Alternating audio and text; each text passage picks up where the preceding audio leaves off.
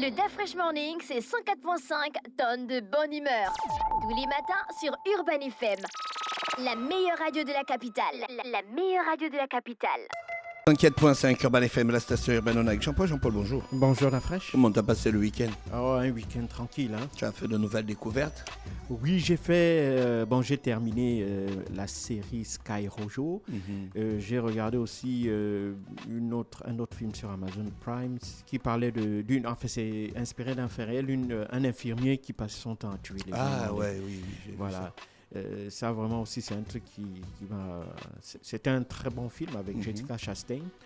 Bon et puis après je suis allé. Bon vendredi je suis sorti avec des amis, on est un peu tourné dans l'Hippéville. Et puis à part ça, bon samedi et dimanche j'étais en mode chez moi quoi. D'accord, ok. Voilà. L'actualité internationale nous emmène où ce matin? Eh bien il nous emmène en Colombie. On va revenir sur ce fait qui s'est bien terminé.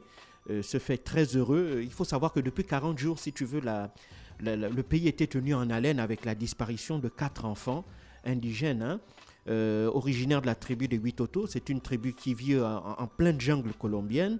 Alors, ces 4 enfants et leur maman, ainsi que le chef de leur tribu et le pilote d'un avion, un petit avion, un Cessna 206, avaient quitté la jungle, enfin, avaient quitté une petite zone de jungle qui s'appelle Araraquara pour rejoindre une grande ville qui est aussi située en pleine jungle qui s'appelle San José del Gaviare et c'est situé à peu près 350 km de là. Et puis pour des raisons de moteur, l'avion s'est écrasé le 1er mai, le jour de ce voyage-là.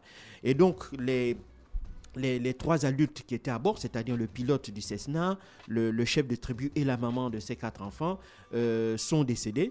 Bon, on a appris plus tard que par la bouche des enfants que le pilote et le chef indigène étaient décédés le même jour, mais la maman a survécu durant 4 jours avant de succomber à la suite de ses blessures.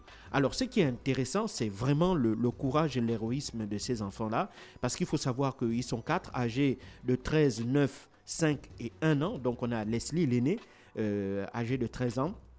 On a Solénie qui est âgée de 9 ans, Tienne Noriel qui a 5 ans et Christine qui a 1 an. La pauvre petite, elle a passé son premier anniversaire en errant en plein milieu de la jungle. Alors, ce qui explique justement ce sauvetage, on pourrait dire quasi miraculeux, parce qu'il faut bien comprendre que la jungle colombienne, c'est l'une des jungles c'est la jungle amazonienne. Il y a ce qu'il y a de pire en matière de danger. On a d'abord la faune qui est extrêmement. Il y a des animaux prédateurs très dangereux qui sont dans ces forêts-là. On a des pumas, on a des jaguars, sans oublier des insectes aussi, des scorpions, sans oublier d'autres, les reptiles, les serpents, etc. En plus de cela, on a aussi les problèmes liés à la température, donc les insectes, les moustiques et autres, donc des maladies. À cela pose aussi le problème de la raréfaction des points d'eau. Et si vous ajoutez déjà ces facteurs-là, avec le fait que c'est une jungle qui est minée par les groupes armés, à savoir les FARC, les forces armées révolutionnaires colombiennes, qui ont rompu les accords de paix qu'ils ont signés avec Bogota et qui sont repartis dans la clandestinité.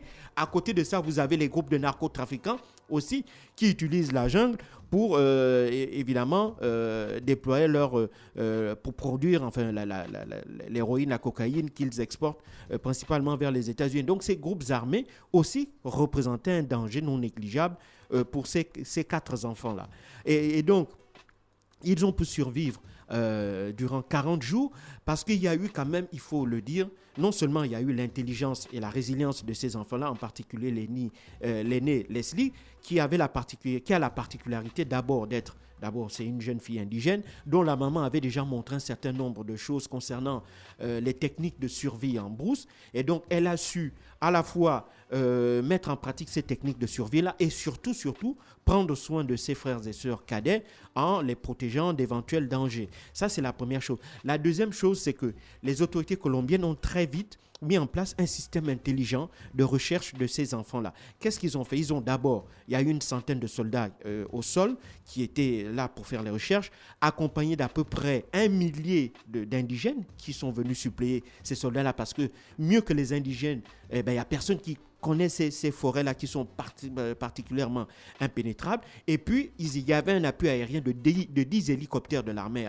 colombienne qui survolaient un peu la zone. Et ils ont eu aussi l'intelligence de disséminer tout autour du lieu où on a retrouvé l'avion. Ils ont retrouvé l'avion 15 jours après, donc le 15 mai. Ils ont retrouvé l'avion, ils ont pu trouver les corps d'abord du chef indigène et du pilote. Ils vont retrouver le corps de la maman quelques centaines de mètres plus loin.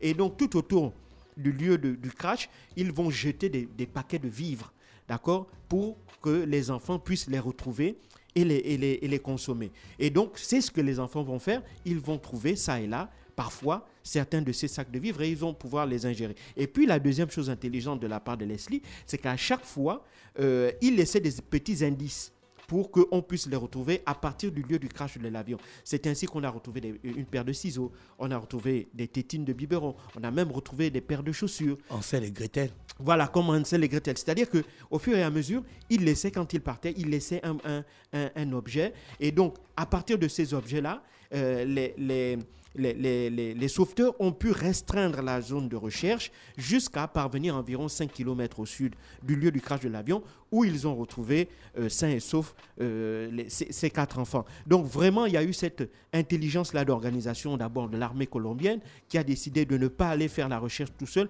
mais d'intégrer justement les indigènes pour pouvoir avoir plus de chances de quadriller, si tu veux, le secteur. La deuxième chose, c'est le fait qu'on ait disséminé des vivres un peu partout et de l'eau, ça leur a permis de tenir. Et troisièmement, il faut aussi reconnaître que Leslie, les enfants étaient très intelligents, ils ont été courageux, ils ont été résilients, surtout leur aîné, parce que les témoignages le montrent. La grande sœur a été particulièrement très intelligente, elle maîtrisait un certain nombre de techniques de survie qui leur ont permis à tous de tenir durant ces 4 jours-là.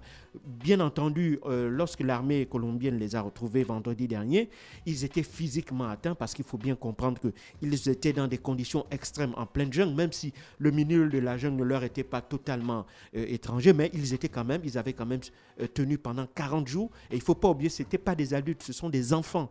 Et donc, pendant 40 jours dans des conditions aussi extrêmes, évidemment, ils étaient déshydratés, ils avaient le visage émacié, ils avaient vraiment, on sentait que le corps avait reçu un coup. Et donc, immédiatement, ils ont été élitreillés de la zone où ils ont été retrouvés pour être ramenés à San José. Et dans la même nuit, un avion médicalisé les a ramenés à Bogota, où ils se trouvent actuellement dans un hôpital militaire. Alors, bien entendu, ils seront gardés ils seront gardés dans cet hôpital-là pendant environ 2 semaines, le temps de non seulement les réhydrater, leur redonner de la force et s'assurer qu'ils n'ont pas été atteints d'une quelconque maladie. Puis, évidemment, dans la même foulée, ils vont essayer d'expliquer aux adultes, aux enquêteurs, ce qui s'est réellement passé, parce que ce sont les seuls témoins restants de cette tragique histoire. Ils vont donc essayer de raconter ce qui s'est passé, comment ils ont pu survivre durant ces 40 jours, parce qu'évidemment, ça va être intéressant. On peut, à partir de ce récit-là, essayer d'en tirer, évidemment, des éléments qui pourront aussi servir, qui vont être repris et enseigner peut-être à d'autres personnes les techniques de ces peuples indigènes-là pour survivre en brousse, parce que malheureusement, dans ce cas de recherche-là, il ne faut pas aussi oublier, il y a un chien renifleur qui s'appelait Wilson qui a malheureusement été égaré et qui n'a toujours pas été retrouvé, un chien renifleur de l'armée.